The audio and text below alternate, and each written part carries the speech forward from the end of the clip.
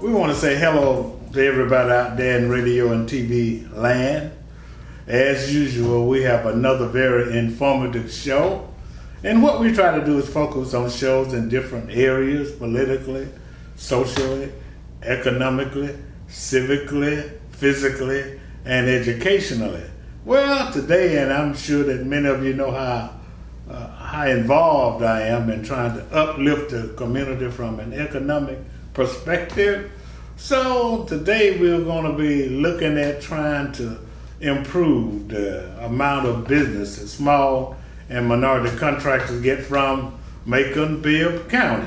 This is a call to action. A call to action. I'm your host, Alex Haversham, and what I have with me today is Mr. Sam Henderson, who works for Macon-Bibb and has been there a while. And we're going to start off by just tell us a little bit about yourself generally. How long you been with the city, blah, blah, blah, who you are. Well, Alex. You know, you got a wife, a daughter, a dog, or whatever. You know, Alex, I've been working. I started out working in Macon actually back in the 80s, but I didn't work for the city of Macon then. I was working with the United States Senator White Fowler, which is when I met you first. Right. But as far as my work with the city of Macon, I came to the city of Macon in 2003. And at the time, I didn't think that I would be there for 16 years, as it's been thus far. And we've been involved in all kinds of things with the city of Macon. And mostly, I've actually just worked in the mayor's office in the city of Macon, working on special projects and trying to keep the Macon-Bibb County moving forward. Right. As far as what I'm doing now, recently, we were appointed to be the new director of the Office of Small Business Affairs. And of course, where did that office come from? It hadn't been with the city of Macon all along. Well, what happened back in 2014, when the people of Macon and Bibb County voted to consolidate the governments, one of the very critical pieces that was placed in the new legislation was that there must be an Office of Small Business Affairs. Now, we've been trying to get that off the ground. We had an executive director who ended up leaving for some other reasons, wanted to do something different. And so it has fallen in my lap now to try to move this forward and see if we can continue to move Macon-Bibb forward. Okay. Now, when you said Office of Small Business Affairs, I guess we don't think about it often enough. But the government spends a lot of money for goods and services. Absolutely. And so your mission is to try to direct, I guess, more of that money towards small and minority businesses. Well, that is a part of it, Alex. That is a big part of it.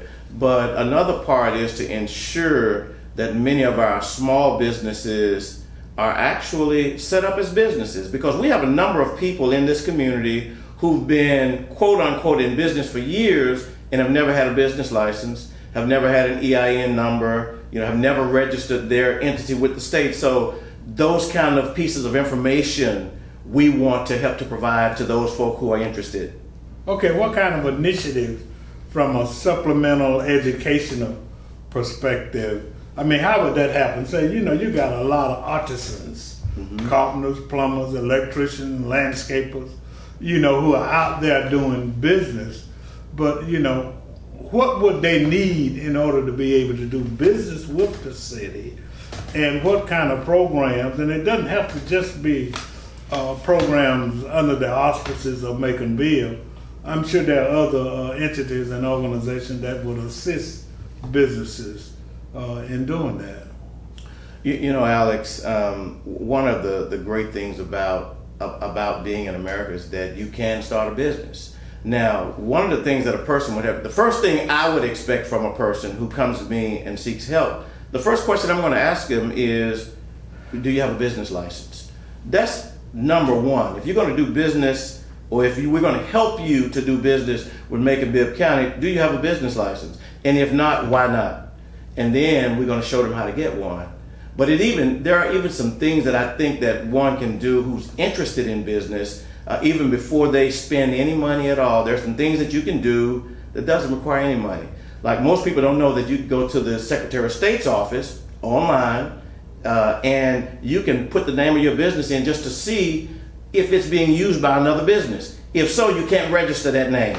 It's little simple things like that that we can do to try to help these businesses to become real businesses. Right. And then how does one get a business license? Okay, now business licenses are issued by the city of Macon. You can come to our office, the business license office, and apply. There's an application. You can get it online at our website, or if you come by my office, I will make sure that you get the appropriate information so that you can register your business and receive a license. Right. Now, you buy goods, I guess you wouldn't know exactly how many goods and products the city purchases, but it's just, see, oftentimes we don't think about every, all the way from pencils to cutting grass to painting to food or what have you. And I know some of them are contained within, the city itself, but I mean, there are a bunch of products that the city purchases. Alex, the number can be in the multi-millions. I mean, we buy so many different items that people just never really even think of. Like ink. We buy ink. We, like you said, we hire people to cut grass. Some of this stuff we do in-house, but many times we contract some of it out because we have a limited staff these days. The city is always, short, so we contract a lot of things out. But we can't contract out to you if you're not appropriately set up as a business. Right. We've had people who want to do work for us but didn't have even the most elementary parts of it in place. Yeah. Well, that's extremely important. But in addition to you, there are certain entities in the community. Let me hastily mention something that happened. Sheridan Construction. Launched an initiative called Project Rise in order to bring some minority contractors up to snuff. They were good artisans, but just to provide them with some additional educational information to make sure that they are positioned to get a piece of the pie as it relates to subcontracting, carpenters, plumbers, HVAC people, and what have you. And that's a private business, private corporation that's doing that. But there are also, and they're just doing it for contractors, there are also certain governmental supplemental organizations that are out there that kind of assist businesses also. Sure. I mean, absolutely. Some of our partners that we've started to work with is organizations like the Small Business Development Center. Now, a lot of folk don't know that, but they do workshops, they have webinars, they do all kinds of things strictly related to small business. So, that's another thing. I want you to contact me so that we can, and then SCORE. Are you familiar with SCORE? Yes. That is the Service Corps of Retired Executives. Correct. And they will help individuals and businesses to not only set up your business, but all aspects of it. What should your financials look like? What should your operations look like? They have retired executives who have done this in many cases in very large corporations. So they know what it takes to put a good business plan in place. These are our partners, people like the Chamber, for example, and then you have the Small Business Administration. A lot of folks don't know if you got your paperwork in order, your chances of getting a small business loan goes up exponentially, Right. So yeah, we have our partners, and these are the kind of services and the partners that we're going to expose to our people. And a couple of them that a lot of people don't know about is that, and I didn't learn this until recently as a part of this initiative that I was doing in attracting 5 African American businesses downtown, is Project Hope. They've got a business training program. A guy named Bert Cabarrus, I'm probably pronouncing his name. That's yours. You got it right. Yeah, Cabarrus. pronouncing his name wrong. But they do entrepreneurial classes, and so, the thing that bothers me a lot of times, is that resources are available. Absolutely. If you're in business, and if you're not where you need to be, that doesn't mean that you can't get where you need to be, and there are resources available. People can call you or they can call me. We'll give our numbers because, we want to help, try to improve and enhance and promote, the number of small and minority businesses Absolutely. that do business with the city. Mm-hmm. Yeah. And Alex, we're wanting to improve that number, but we don't want to just stop with the city. There are a lot of other entities that buy a lot of goods and services, like the hospital authority, like the housing authority. These organizations, Board of Education, these organizations, they spend millions and millions of dollars purchasing goods and services. So what we've got to do is make sure that our people, when I say our people, our small local businesses are in a position to get some of that action. That's very true, and and then also Newtown Macon. Absolutely. They have an entrepreneurial academy. Mm-hmm. That a person can go to and learn. Now I noticed I got something in the mail about being a vendor. Mm-hmm. What's that all about? I'm sure that came from your office. Absolutely. Well, what we're looking for are those businesses who are already businesses and set up. We want to register you in our office so that when we send out RFPs or RFQs, we want to ensure that we specifically send them to you. You don't have to wait to see it in the newspaper. Right. We want to send it directly to you so that you'll have a heads up. And then if you got questions about it, you can call my office and we can kind of help you through that process. Yeah, that's very important. The bottom line is getting them registered as vendors, so that anytime we do something in their area, if you are a construction company owner or if you lay bricks or whatever you do, we want to make sure that when we have an RFP or an RFQ that goes out, you get that information early. That's outstanding. Now, what if one did not get that vendor application in the mail? I mean, how can he or she get one? Well, if you'll call my office, or you can go to our procurement office at 700 Poplar Street upstairs and see Mr. Chauncey, and he will ensure that you get registered there on the spot. If you are a small businessman or woman and you're too busy to come down here, if you'll give me a call, give me your email address or your phone number, I'll make sure that we get that information to you. That's outstanding. So do you do much, what are other things that you're doing trying to, in fact, enhance the opportunities and improve the interchange, if you please, or the action for small and minority businesses in the community? Alex, the first conversation that I have with individuals, especially those who want to go into business, we've got to change our mindset. That's a big part of it, changing the mindset, because I'm sure that you, just like me, your grandparents and parents told you the same thing they told me. Go to school, make good grades, and get out and get you what? A good job. But from my perspective, there's no such thing as a good job unless you own the job. If you own it, it's a good job. So what we're trying to do first is just change the mindset.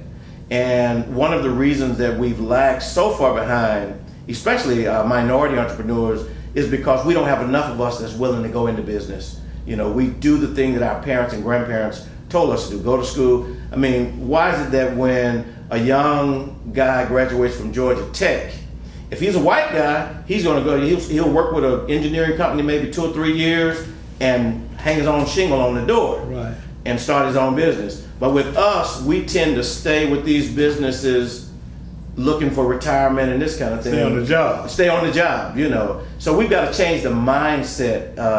So we'll be putting together some workshops that I will bring some professionals in to just kind of start from that perspective, And another thing that we're doing, and we mentioned it earlier, just like you mentioned Sheridan, we want to reach out to other businesses who are doing well in Macon and ask them to help mentor some of our newly established, as well as some of those who've been in business a while who have just not gotten it all together yet. I went down to Sheraton's office because I told them I was very interested in what they were doing, and I was just blown away because this is kind of almost unheard of in Macon. And so that's a great model, and I'm very hopeful that some of the others here in Macon who are doing well, who are getting these big contracts, will mentor some of our other areas, entrepreneurs in other areas, Right.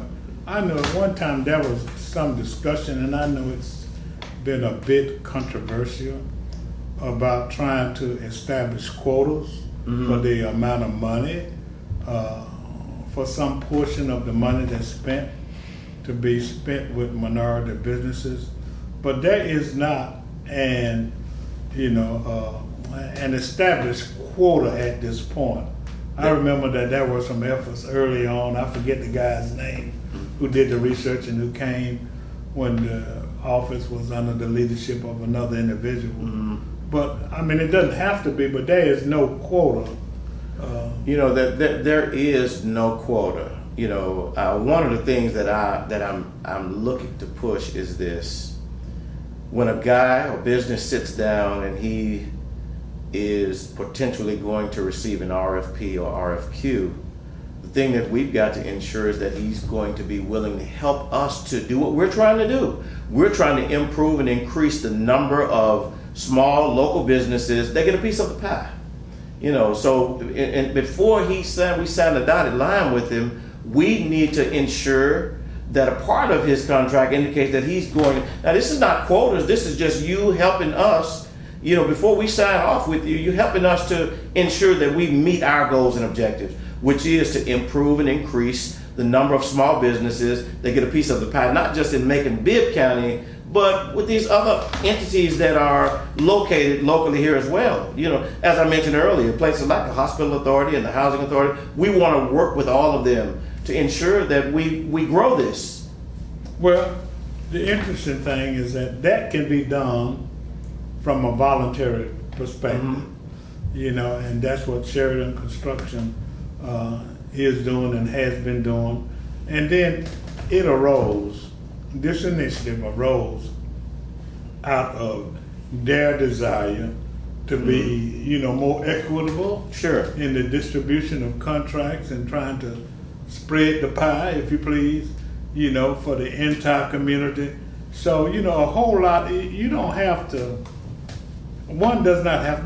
legislate it. Right. In order for it to happen.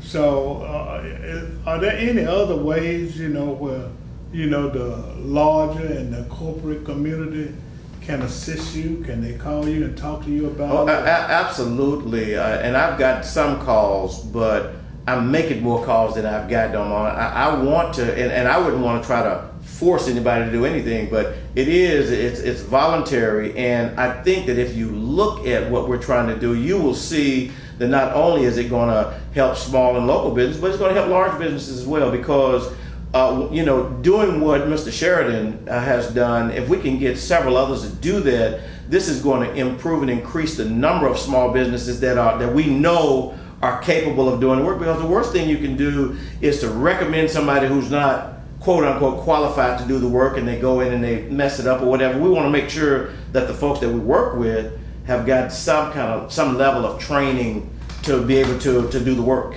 That's very important. I think you may need to re-emphasize that, because oftentimes we try to, just be brutally honest, we try racism, and we say that they don't want to do business with us. So what I got a philosophy: anticipate and eliminate excuses. Absolutely. So we don't want to give anybody an excuse, not to use our services or products. And the way to do that is to make sure that we've got everything covered.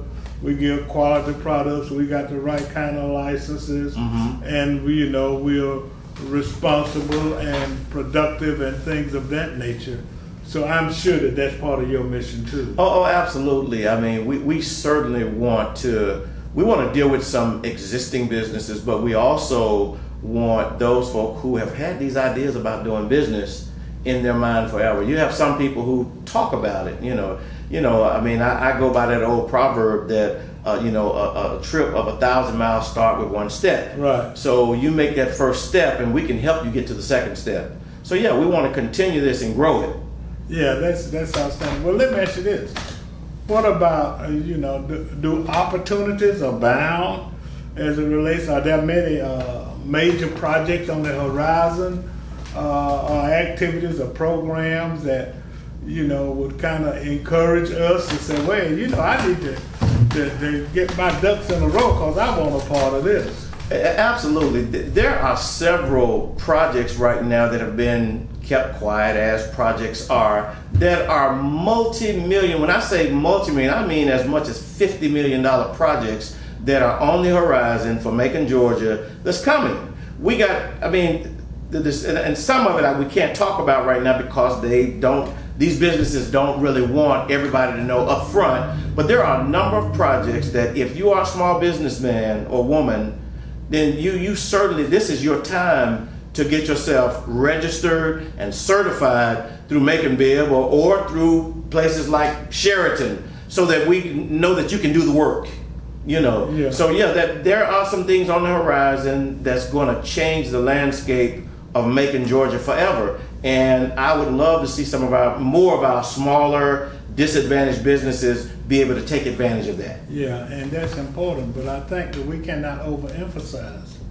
I think one thing that's missing in our community is that people don't realize all the resources that are available. And I teach at the halfway house. Mm-hmm. And I tell those guys who have been to prison and they coming out of prison to work, that irrespective of what kind of problem you have, mm-hmm. there's a resource out there free. Absolutely. That can provide you with assistance. And the same is true for individuals who want to go into business. So I think it's worthwhile for us to kind of repeat those resources that are available. You go ahead and mention the ones that you know about, and I'll try to supplement it. We brought a small list because these are some of the resources that we know will be our partners and that we will be working with on an ongoing basis. The first one I talked about earlier was the Georgia Secretary of State's office. If you're interested in starting a business, the very first step that you should take, that's not going to cost you a nickel, is to do a name search of your business. You may want to be ABC Corporation and put it in, and they might say, oh, there's already an ABC Corporation, Right. So that's the first one, the www.sos.ga.gov. Right. That's the Secretary of State. Right. The next one is the Internal Revenue Service. Some people get frightened when they talk about the IRS, but that is the only place that you can receive your EIN or your federal tax ID number. Right. So go to www.irs.gov. The next one is, I mentioned the Small Business Development Center. We are in the process right now of trying to put together a workshop working with GDOT, Georgia Department of Transportation. And I understand that they got a truckload of money.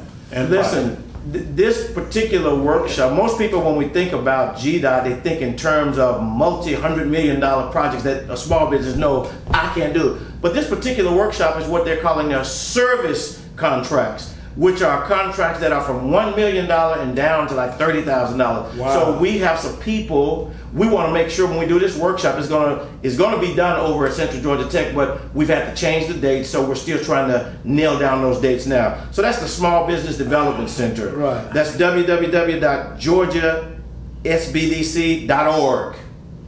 The next, and I mean, they do things like help you with business planning, help you with capital acquisition. Most of us, you go to the barbershop, the guy says, man, they won't give me no money if I go to the bank, but you got to have everything in place. If you got it in place and you can show a bank where they're going to get their investment back, more than likely they're going to give you a loan, Right. Right. So it's the SBDC. Right. The next one is SCORE. And I think this is one that's going to really be my big partner because they have men and women who are retired executives from large and small corporations who understand what a good business plan looks like, who understands what a good operational plan looks like, understands you need to have a team. If you're trying to start a business, if you're walking by yourself, you're not going to be successful. You got to have a team. TEAM, a team, and SCORE should be a big part of that team, and they'll help you and tell you who the rest of your team needs to be. Right. Whether it is a bank, whether it is an accountant, you're gonna need if you're really going into business, And even small business need to really go into business so that you can get some of the tax cuts and those things that are made available to those people who are in real business, Right. The last one that I think I mentioned was the Small Business Administration. Small Business Administration gives away millions and millions of dollars in small business loans every year. But you're not going to get them if you're not set up properly and you don't have your team. Because they're going to ask you about your team. Who is your accountant? You know, who is your tax person? Who does all of these things for you? So these are just some of the resources that are available locally here in town. You know, most of these folks have offices here in town that we can guide you to, and you can get the real help that you need. Right. Outstanding. Well, that proves it. I mean, 1, 2, 3, 4, 5. That really proves it that there are resources available. So our job here today is to encourage you. You know, if you're going into business, or if you're in business and you want to improve, you know, your bottom line, or if you want to quit that job eventually and work for yourself, then it's possible. But there are certain processes and procedures that one would need to take. Let's say again how one can get in touch with you. If you want to call the Office of Small Business Affairs, and that's for Sam Henderson, my number is 478-751-7170.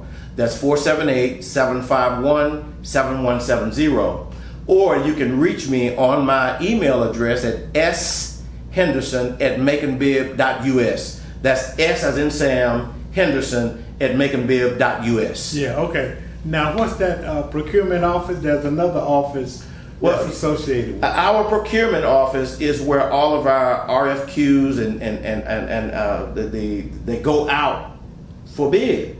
So definitely, and if you call my office, I'll make sure that you have their information as well. Right. You know, that's what we're here for, is to give you the resources that you'll need to be successful. We can't give you the bid, but we can make sure that you have everything that you need in order to be competitive. Right. And then the vendor applications? Call my office. We'll make sure that you can get the application completed and done so that we can put you on our list of preferred vendors. All right. This is a call to action. A call to action. I'm your host, Alex Habersham. Having interviewed Mr. Sam Henderson. Give me that big title you got again. It is the Director of the Office of Small Business Affairs for Macon-Bibb County. Thank you, man. And Yes, let me sir. know if there's anything we can do to help you. Absolutely. Because that's what Macon Middle Georgia Black Pages is all about. Well, thank you very much, Alex. I appreciate being here today, and thank you for all that you do. Yes, sir. This is a call to action. A call to action. I'm your host, Alex Habersham. Have a profitable day.